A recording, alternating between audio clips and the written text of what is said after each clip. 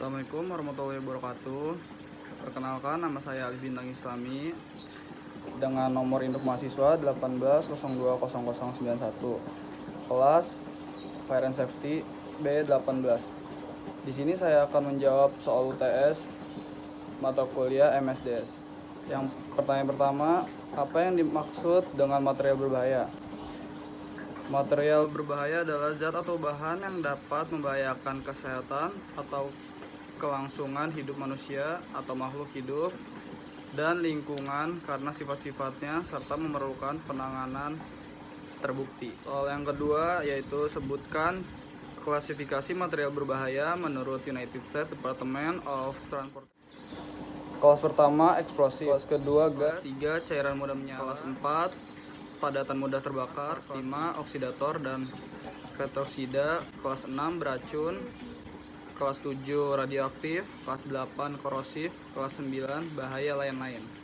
Klasifikasi menurut United Nations. Kelas pertama eksplosif, kedua flammable gases, ketiga flammable liquid, keempat emit flammable gases in contact with water, kelima oxidizing substances, kelas 6 toxic substances, kelas 7 korosif. Yang nomor 3 yaitu menurut Anda bagaimana cara pengendalian tumpahan material berbahaya? Jelaskan.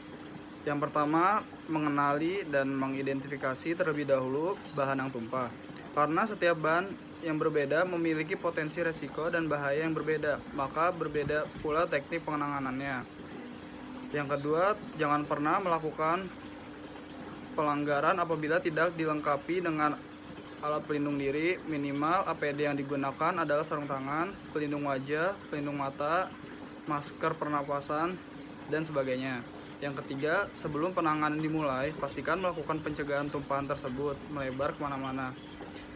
Yang keempat, lakukan cara yang tepat dengan sesuai prosedur. Lanjut ke pertanyaan keempat. Satu contoh material berbahaya. Jelaskan setiap poin dan contoh MSDS material berbahaya. Poin pertama, identitas bahan dan perusahaan. Berisi tentang profil perusahaan, nama, alamat perusahaan, nama produk, kode, bahan, golongan produk, dan lain-lain. Poin kedua, komposisi alam, informasi, bahan aktif, berisi kandungan pada produk. Poin ketiga, identifikasi potensi bahaya. Potensi keempat, petunjuk pertolongan pertama saat tubuh kontak langsung dengan kimia. Poin kelima, tindakan pemadam kebakaran. Poin keenam, petunjuk bila terjadi kecelakaan. Poin ketujuh, penanganan dan penyimpanan. Poin ke-8, petunjuk keamanan pada pekerja. Poin ke-9, sifat fisika dan kimia berupa aroma, kenampakan, pH, berat jenis, berat molekul. Poin ke-10, stabilitas dan reaktivitas. Poin ke-11, informasi teknologi. Poin ke-12, informasi ekologi. Poin ke-13, pertimbangan pemusnahan. Poin ke-14, informasi pengangkutan. Poin ke-15, informasi peraturan. Poin ke-16, informasi tambahan. Pertanyaan nomor 5, jelaskan ketentuan membuat plakat dan tabel. Poin pertama, simbol limbah B3 berbentuk dasar, berbentuk bujur sangkar, diputar 45 derajat sehingga membentuk belah ketupat. Simbol limbah B3 pada kemasan berukuran 10 x 10 cm, sedangkan pada kendaraan dan tempat penyimpanan berukuran 25 x 25 cm. Simbol limbah B3 dapat terlihat jelas dari jarak 20 meter. Jenis simbol limbah B3.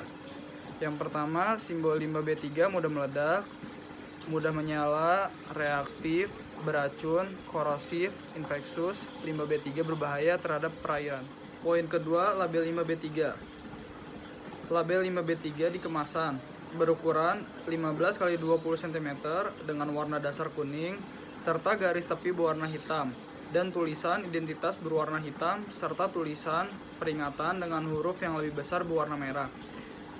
Label limbah B3 di wadah atau kemasan. Limbah B3 kosong berukuran paling rendah 10 x 10 cm dan pada bagian tengah terdapat tulisan kosong berwarna hitam di tengahnya. tabel limbah B3 petunjuk tutup wadah atau kemasan berukuran paling rendah 7 x 15 cm dengan warna dasar putih dan terdapat 2 anak panah mengarah ke atas.